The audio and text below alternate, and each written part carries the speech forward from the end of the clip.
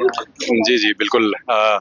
सबसे पहले तो अपने नेता उपेंद्र कुशवाहा जी को हम धन्यवाद देना चाहते हैं, मेरा चयन करने के लिए।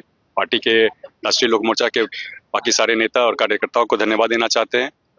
प्रधानमंत्री नरेंद्र मोदी जी और मुख्यमंत्री नीतीश कुमार जी के नेतृत्व में काम करने का मौका मिल रहा है, उसको लेकर के अभिभूत हैं। और जो जिस तरीके की प्रचंड बहुमत आई है, जनता की सेवा करने का मौका मिल रहा है, उस ज़िम्मेदारी का भी एहसास हो रहा है।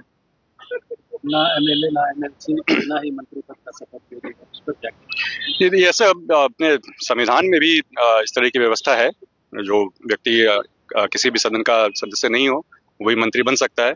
अगले 6 महीने में, शपथ लेने के 6 महीने के अंदर में किसी सदन का सदस्य हो जाना होता है, तो वो समय आने पे हो जाएगा। क्या लगा, पिता जो है आपकी माता पर भरोसा जताई, एमएलए का टिकट दिया, मंत्री बनने के बाद तो आपको जो है आगे किया, बाकी नेता जो जीत कर गया उनका नाम आपकी।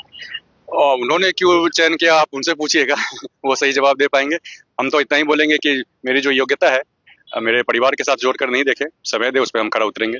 सवाल तो आपके पिता ही उठाते थे परिवारवाद, लेकिन आज तो परिवारवाद से खुद घिरे हुए नजर आए। नहीं, परिवारवाद पे तो हम यही बोलेंगे कि मेरी योग्यता को मेरे परिवार के साथ जोड़कर नहीं देखें। सवाल ये नहीं, सवाल ये कि आपके पिताजी परिवारवाद पे सवाल उठाते तो सवाल उठा। उस सवाल का जवाब, आपको मेरा चयन क्यों किया गया, इसका जवाब तो मेरे पिताजी दे पाएंगे।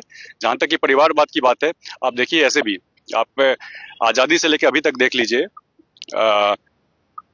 हर थोड़े थोड़े समय पर आप देखते रहेंगे कि राजनीति का अपराधीकरण होते रहा है। आप समय समय पर देखेंगे कि कई सारे लोग जो भ्रष्टाचार करके, जनता का पैसा लूट करके भ्रष्टाचार करने वाले लोग, घृणित से घृणित अपराध करने वाले लोगों को भी राजनीति में मौका मिल जाता है। ऐसे में जब एक पढ़े लिखे, साफ नियत वाले युवा को मौका मिल रहा है, तो इस चीज का स्वागत होना चाहिए। बिहार वासियों के लिए क्या मंत्री मंत्री बनाए गए हैं, तो सबसे पहले तो जो जिम्मेदारी मिली है, सभी लोगों को हम बताना चाहेंगे कि उस जिम्मेदारी पे हम पूरा खरा उतरेंगे।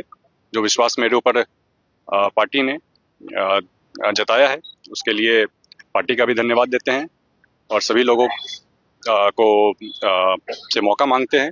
समय दीजिए, आपके विश्वासों पे खरा उतरेंगे। युवा है, युवाओं के लिए क्या प्लान आपके मन में चल रहा है, क्योंकि इंजीनियर भी आप रहे हैं। जी, जी, बिल्कुल इंजीनियर रहे हैं हम, और युवा के मन में जब कभी कुछ संदेह होता है, तो हम उस संदेह को समझ सकते हैं। जो उनके भविष्य को लेकर के कुछ संदेह होता है, तो युवाओं के रोजगार के ऊपर सरकार बढ़ चढ़कर काम करने वाली है। अगले 5 सालों में 1 करोड़ नौकरी और रोजगार की व्यवस्था की जाएगी।